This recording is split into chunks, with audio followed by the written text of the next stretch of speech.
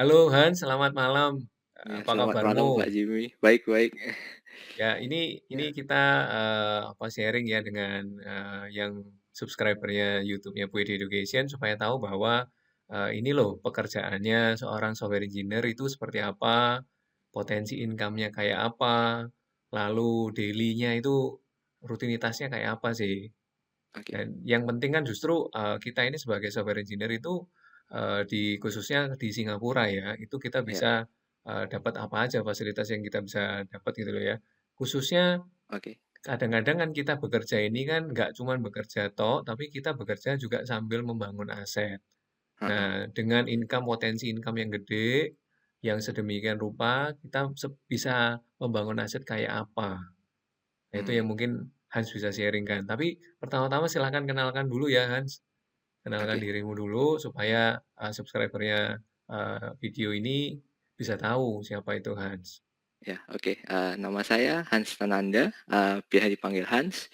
Saya lulusan Sindui, terus, pas setelah selesai Sindui saya kuliah di sini, di Singapura, di NTU Nanyang Technological University, ambil jurusan Computer Science, ya. Terus selama ngambil di Computer Science saya juga ngambil ada, minor lah tentang matematik, ya. Sama di NTU juga Sama minornya di ya. NTU juga, iya iya. Oke. Terus saya juga sempat exchange terakhir ke Auckland, University of Auckland di New Zealand, cuma pas itu, bentar doang terus, di-cancel karena kena Covid pas itu, pas Covid baru Pandemi. outbreak Heeh. pandemi 2020 awal. Terus jadi saya cuma di sana sekitar sebulanan gitu, terus balik, terus jadinya tapi saya tetap lanjut lah di online learning terhadap itu exchange-nya, Mhm, ya. mhm, mhm, mhm. Jadi So sekarang Hans ini setelah lulus dari NTU, Hans ini bekerja di mana? saya Boleh sekarang ceritakan Hans? jadi kayak, software engineer, di Goldman Sachs di bagian core engineering-nya, Oh, oh, ya. ini berarti di Hans ini lulusan Computer Science NTU, Ya, lalu karirnya juga di bidang Computer Science ini di bidang software engineer ya software berarti ya. engineering, ya ya, iya, Boleh tahu Hans, sekilas saja heeh. kira-kira rutinitasnya, job desk-nya yang Hans ini tanggung jawabnya Hans di pekerjaan bagaimana nih? Eee, Soalnya, yang tim saya yang tugasnya itu buat, namanya SDLC lah, Software Development Lifecycle. Jadi produknya kita sendiri itu, basically ada buat developer yang di GS sendiri, karena kita memang core engineering kan yang paling dalam.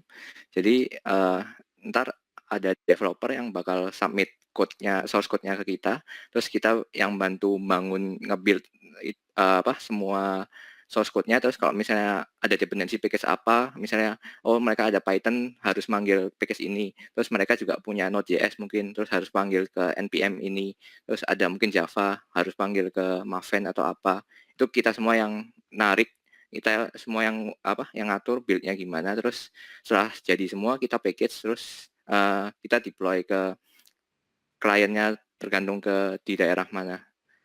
Kita yang ngatur semua itulah, ya.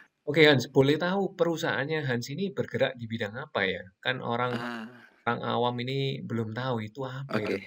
Goldman Sachs itu, base-nya di US, jadi sebenarnya kayak di Singapura sendiri setahu saya bahkan nggak ada bank fisikalnya, cuma ada office-nya doang. Terus, Bank ya ya, bank. itu bank lah, Goldman Bank, Sachs itu oke. bank, ya. Dia mostly itu investment banking, cuma baru udah 150 tahun kok nggak udah lumayan sangat lama sih itu, udah Berdirinya sangat-sangat udah lama, satu ya setengah abad. ya ya. Jadi Hans boleh It tahu nggak eh, bagaimana seleksi masuknya Hans dulu mhm, saat rekrutmen ya proses seleksi di Goldman ini? oke, Bisa cerita singkatnya gimana ya. Hans? Boleh boleh, yang pokoknya ronde pertama itu kita ada kayak HackerRank biasa, itu Mm-mm. heeh, bagi saya sih lumayan mudah lah relatif dibandingkan kalau misalnya nyoba HackerRank punya kayak Shopee atau, eee, ByteDance yang atasnya TikTok itu, atau mungkin bahkan selevelnya Google atau Facebook lah, itu relatif lebih mudah. Mhm. Kayak mungkin harusnya sekitar kayak satu HackerRank easy, satu HackerRank medium, selevel itulah. Mhm. Yang Itu digunakan itu HackerRank ya platformnya, bukan LeetCode ya? biasanya lead code setahu saya buat latihan doang sih, Pak. Biasanya kalau yang interview beneran antara HackerRank atau hacker, tapi kayaknya HackerRank lebih sering sih. Oh, justru Iya, yang sering malah hackernya. ya. Tapi Tapi memang soalnya mhm. setahu saya lead code lebih banyak materinya gitu sama banyak subscription yang bisa bantu supaya bisa belajar dari nol sampai bisa khusus saya bisa interview untuk company ini dengan materi ini gitu. Mhm. Ya, Jadi bukan soal-soal yang di lead code yang beneran dipakai, "Oh, kerjain soal ini," gitu untuk seleksi. Bukan enggak, ya? bukan. Ya. Bukan, justru yang dipakai malah yang hackernya. Tapi soal-soalnya Eh, setipe atau kurang lebih sama-sama sulit ya? setipe sih. Setipe sih kurang lebih Tingkat ya. kesulitannya antara soal-soal yang ada di HackerRank dengan soal-soal yang di LeetCode sama ya? Kurang lebih sama sih setahu saya, ya. Oh, Ya Pak. paling, kayak list manipulation, terus mungkin kayak two pointer, yang kayak gitu-gitu. Jadi Ya, intinya Hans ini seleksi masuknya menggunakan online judge dari mhm, HackerRank, ya, eee, setipe atau selevel lah ya, kesulitannya dengan soal-soal yang ada di LeetCode, tempatnya kita ya, belajar untuk persiapan internship atau bekerja, gitu ya, Hans? ya, benar, Pak. Oke, oke, oke, oke.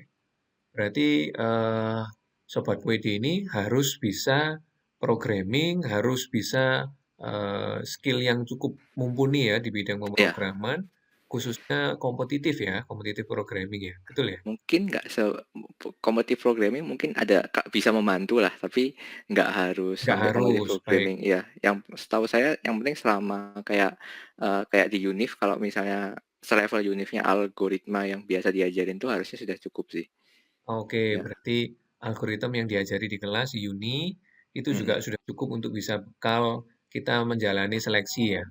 Seleksi Biasanya proses masuk Kak, kerja ya? ya minimal buat itu ya. Nah, terus kalau itu udah lolos baru ada yang namanya itu higher view. Mhm. Higher view itu sebenarnya kayak platform online yang buat video interview gitu. Jadi entar yang terjadi itu bakal dikasih satu cerita atau pertanyaan gitu, kayak dikasih deskripsi misalnya, sekarang uh, kamu lagi ada di tim, lagi diskusi, terus ada misalnya teman kolegamu yang punya pendapat lain, terus apa yang akan kamu lakukan itu. Jadi lebih ke arah ini ya, teamwork Oke. gitu ya, bukan Ya, technically programming-nya lagi ya? iya, iya. Ini behavioral interview lah.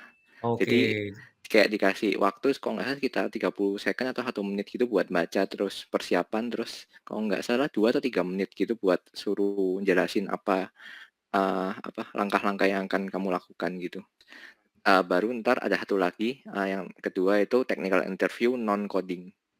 oh, non coding itu seperti apa ya, Hans? Jadi, pertanyaannya lebih kayak gini, misalnya, kalau misalnya kamu punya Google Search nih, gimana cara kamu buat rekomendasi, keluar supaya pas kamu ngetik di Google Search misalnya, saya mau nulisnya misalnya nasi goreng gitu, pas saya nulis NAS udah langsung ke autocomplete Ada nasi goreng, autocomplete-nya kayak gitu, gitu. Gimana caranya? ada Heeh, suggestion-nya gitu kan iya, maksudnya? iya, kayak gitu-gitu. Tapi Itu non bisa coding ya, kita disuruh secara nggak ya. lisan cerita gitu? Lisan, ya, ya. Terus juga kayak pertanyaan CS mendasar gitu kayak, networking itu apa, TCP/IP itu apa, terus apa itu multithreading, bedanya apa sama multiprocessing, terus apa itu deadlock, terus atau juga kadang kayak gimana cara cara, ngetes code dari unit testing, terus habis itu integration testing, terus mungkin ada regression testing juga, semacam kayak gitu. Baik Hans, sekarang kalau boleh tahu nih Hans, boleh tahu nih, Mhm, berapa ya potensi income-nya kalau kita mhm, ini average di Singapura seperti apa, terus di mhm. tempatnya Hans, di Goldman ini, di bank Goldman ini seperti apa ya? Oke, Kisarannya berapa ya Hans? in general sendiri setahu saya sekarang, buat employment pass itu, minimalnya naik jadi 5.000 5.000 5.000 minimal ya? USGD ya, Itu untuk minimal. 5.000 SGD itu untuk bachelor ya? Pasti S1 ya Sebetulnya itu lebih ke kayak peraturannya buat Anda dapat izin tinggalnya sendiri gitu. Oh, I see, peraturan Itu dari government-nya. ya soalnya ini IP itu dia kategorinya buat orang spesialis lah. Banking sendiri setahu saya memang rata-rata bisa lebih tinggi gitulah. Bisa kayak minimal kayak 5,5-an gitu, terus bisa sampai 7K gitu. Sampai 7.000 juga ya? Ya, itu buat yang baru baru Freshman masuk, ya, fresh graduate itu freshman, ya? ya. Mhm mhm. Soalnya mereka sekarang mahalnya apa, mereka mau saingan sama yang kayak tech company gitu kan, kayak Google, Facebook itu kan mereka juga sekitar segituan juga. Yes, betul. Jadi Heeh. luar biasa ya di Singapura ini, potensi income-nya cukup gede, Ya, sampai memang sangat dengan besar lah, lima ya. ribu sampai 7.000 ya. Kalau di Indonesia kan satu SGD kurang lebih 10.000 sekian, 1.000, ya, bisa kurang sampai lebih. puluhan juta lah ya. Ya, ya. Atau setara gajinya direksi ya, kalau di Surabaya, di Jakarta, itu direksi segitu sih. Saya kurang tahu sih kalau gaji di Ya Indonesia. kurang lebih ya direksinya kayak Ya, gitu. Jadi ini untuk fresh graduate aja sudah bisa sampai segitu. Jadi ya, benar. nya bisa saving lebih banyak. Nah Ya, sekarang kalau itu potensi income-nya Hans, boleh tahu nggak ya, heeh, biaya living cost-nya berapa ya? Sehingga kita ini kalau single ya, single mhm, misalkan ya, single dulu deh, mhm, biaya sewa apartemen, tempat mhm, tinggal, makan, untuk single lah, makan yang mhm, standar-standar aja lah. Sebulan heeh. kira-kira berapa ya Hans habisnya? Oke, jadi kurang lebih kalau rental itu sekarang lagi naik sih, kalau yang lagi sekarang-sekarang ya. Mungkin karena pandemi jadi, apa, konstruksi yang di sini nggak seberapa banyak lah. Jadi terus udah mulai banyak orang yang lagi masuk ke Singapura karena relatif stabil. Terus jadi kalau nggak salah terakhir saya lihat tuh sekitar 1.200 gitu buat Monthly. buat per bulan, ya untuk satu kamar gitu. Kalau misalnya nyari yang agak jauh dari bukan di daerah dekat kota Singapura, itu mungkin bisa dapat 700, 800 kayaknya masih bisa dapat sih. Bisa, jadi yang Ya, lebih pinggiran lebih pinggiran. 700, Harusnya masih bisa, ya. 1.000 sampai 1.200 kurang lebih. Ya, Pinggiran itu maksud itu yang entry level. Itu oke, kayak daerah LRT sana atau daerah yang kiri. pinggiran itu kalau sampai ke tengah kota kira-kira berapa menit sih? Ah, Jadi bisa diperkirakan oleh sobat kalau WD ini kalau nggak berapa menit? salah, kalau misalnya public transport tuh sejam lebih sih. Wah, sejam ya? Ya, itu kalau public transport lah. Oh, public transport. Ya, kalau Berarti misalnya MRT juga juga MRT, sejam ya? ya, MRT-nya ya, sejam juga ya? ya, kayaknya sejam sih. Saya Juga coba. ya? Benar-benar pinggir berarti. Ya, memang lumayan jauh lah. Jadi harus kalau mau sewanya lebih murah ya harus agak pinggiran dikit ya. Dan itu ke Ya, tengah kota lumayan, lumayan lama. Jadi pertimbangan juga waktunya itu kan. ya. Tapi tergantung juga apa kantornya di mana. Soalnya kan beberapa itu kantor yang baru-baru itu kok nggak salah kayak Malah JP di pinggir. Morgan itu di pinggir di kayak di daerah Changi sana. Soalnya Changi sendiri ada yang namanya Changi Business Park itu lumayan banyak sih. Kayak JPM, IBM kayak di sana. Oh, Mm-mm. Morgan di situ, IBM juga di situ. Jadi Kalau nggak salah sih, ya, dia buka di daerah ini ya, kawasan pinggiran. ya, Jadi lebih enak malah ya. Mestinya tapi kalau semakin banyak yang buka di situ, tempat tinggal bakalan naik juga tuh di ya, situ. ya benar. Sama aja ya, ada permintaan, Sama ada ya, penawaran ya, sama aja ya. ya. Oke, oke. Kalau itu tadi tempat tinggal, kalau biaya makan itu untuk single ya, yang standar aja monthly Ah, berapa ya totalnya ya? di sini tergantung mau makan apa lah, Pak. Kalau misalnya kayak kita ada Standar-standar yang lah. namanya mixed rice itu basically kayak bisa dibilang kayak semacam nasi campur. Jadi biasanya kayak nasi putih terus kita bisa milih lauknya mau apa gitu. Mhm. Mungkin lebih kayak nasi Padang gitu sih mungkin. Jadi kayak Indonesia kayak nasi Padang. ya kayak nasi Padang gitu ya. Milih Jadi lauknya, malih lauknya. oh ya ya. Ya, itu kalau nggak salah biasanya kayak kalau kayak kita pilih satu daging dua sayur tuh bisa dapat tiga tiga empat dolaran. Oh murah ya, 3-4 dolar Lumayan ya? murah lah, relatif kalau makan di sini, bisa kalau mau murah bisa lah, masih Bisa bisa gitu. ya. Kayak nggak dibanding kayak New Zealand atau Aussie, jauh jauh lebih bisa jauh lebih murah lah. Murah yang Heeh, Singapura. cuma kalau misalnya mau makannya agak aneh-aneh dikit gitu, kayak mau makan Japanese, mau makan Western, itu kayak di kita tempatnya ngomongnya hawker center, itu basically food court lah. Cuma itu kayak di blok-blok, tempat dekat-dekat tempat tinggal gitu. Itu bisa 5 dolaran, 5-6 dolar gitu. Cuman Ya, average berapa sih Hans? 5 dolar atau berapa? bisa dibilang kalau tergantung makan di mana juga itu sih, Pak. Kalau misalnya yang hawker center tadi atau food court itu ya kurang lebih rata-rata 5 dolaran. Rata-rata, berarti Ya, jaga-jaga kita bisa perhitungan kalkulasinya rata-rata 5 dolaran. Bisa ya, juga di bawah itu, cuman kita Iya, harus apa ini, memilih ya, custom ya makanannya. iya, iya, benar. I see I see. Berarti total kalau sehari 3 kali makan, itu sama minum berarti ya, sudah termasuk ya? Oh, minum nggak ada masuk, Pak. Belum, minumnya berapa dolar? Minum Berapa di dolar? sini agak mahal sih, kayak sekitar $1 gitu, Ah, minum $1. minum air mineral itu ya, satu Oh, air botol itu mineral kita jarang beli sih, soalnya di sini biasanya itu, tap water-nya drinkable. pakai apa? Tap water-nya, apa, air kerannya itu, Bisa diminum? drinkable, bisa diminum, ya, Oh, ya. sekarang bisa diminum atau sudah lama ya? Dari dulu mereka standarnya bisa diminum.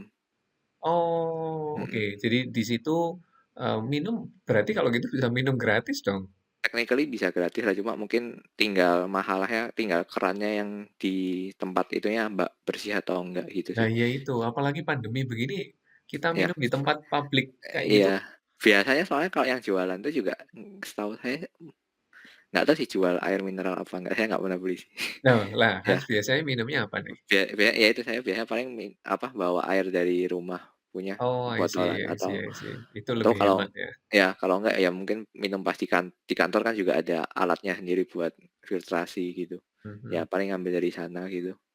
Oke oke. Atau kadang juga kalau misalnya keluar-keluar gitu kadang soalnya sini biasanya kayak di apa, di taman-tamannya itu juga ada apa, Keran ya? stasiunnya buat, buat air minum lah khusus.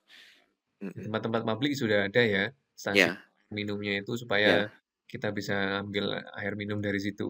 ya, Berarti benar. relatif mestinya gratis untuk air minum, jadi kita tinggal bayar makannya aja yang average-nya 5 dolaran ya? Ya, biasanya. Tapi kalau misalnya Oke, mau minum ya baru kalau mau minum yang kayak, teh atau apa gitu, kopi, ya $1 lah, 1 dolaran. $1 ya. Oke.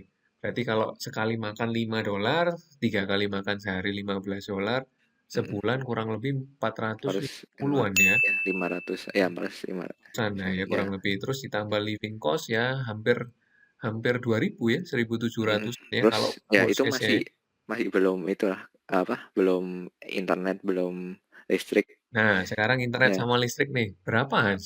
Kalau boleh tahu ya, Internet biayanya itu? tergantung pilih paketan sih. Kalau saya paket paket yang udah lumayan bagus tuh $50 dapat buat sebulan lima tuh puluh dolar monthly, oke. Ya itu udah cepet sih 1 gigabit per second sih di sini, Wah, lima satu puluh dolar gigabit ya? Pingnya Iya, juga kecil ya? ya kayak Pingnya itu kalau saya beli yang gamer version gitu, kayak pingnya 3 ms doang gitu, wah, iya udah iya iya. single digit gitu. Pingnya cuma 3 ms saja ya. Ya itu Jadi kalau buat yang buat Singapura lah gamer-gamer, servernya, wah oke bagus nih, sih, iya. surganya ini. Iya, Ya anti anti nge-lag ya. Sudah iya, nggak ada lagi nggak alasan. ada alasan lah, ya komputernya Heeh. mungkin yang Ya, jadi heeh, internetnya 50 dolar per bulan, lalu pingnya juga kecil, kecepatannya mhm, juga lumayan bagus ya. iya, Lumayan bagus, berarti oke nih di Singapura. Kalau masalah yang misalkan listrik, air, apa-apa itu gede heeh. juga tahan? Kok nggak salah ya terakhir, bentar ya saya cek lagi, sekitar $50-70 ya gitu. Tapi tergantung lagi kayak AC dan Ya, lain-lain gitulah, heeh, ya pemakaian lah. heeh, Kalau kita soalnya apa, udah kayak sepakat satu rumah paling kayak make AC-nya paling sekitar, 8, 9 jam gitu per hari. Ya mhm, buat tidur doang lah, ya. mhm. Jadi listriknya kurang lebih 50-70 dolar, internet Mhm, juga lima ya, puluh dolar, ya, living cost-nya 1.200, worst case-nya nih ya, yang paling mhm. gede lah, Terus lumayan lah ya. mhm, Sama makan lima ya, ratusan ya.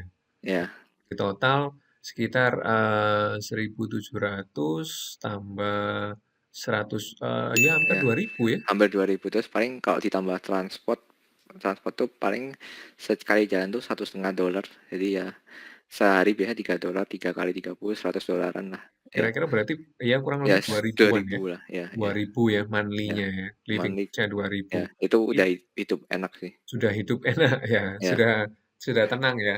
ya. Cuma Oke. relatif mahal sih memang dua Ya ribu ya, kan, 2.000 sudah ya, lumayan oke lah ya. ya. Bisa ditekan lagi tergantung dari, Bisa ditekan ya, item-itemnya itu kita pretelin, kita perkecil lagi, bisa. ya bisa bisa.